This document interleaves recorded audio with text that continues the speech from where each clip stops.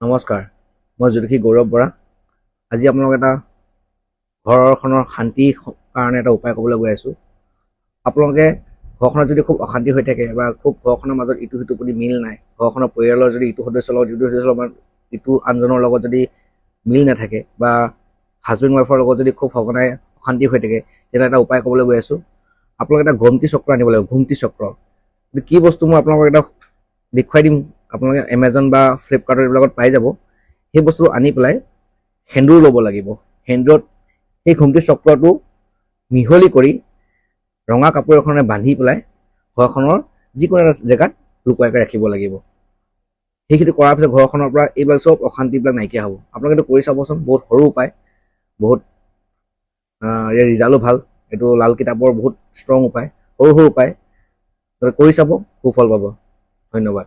আৰু মোৰ এই চেনেলটো আৰু ভিডিঅ'বোৰ লাইক আৰু ফ'ল' এটা কৰি দিব। ধন্যবাদ।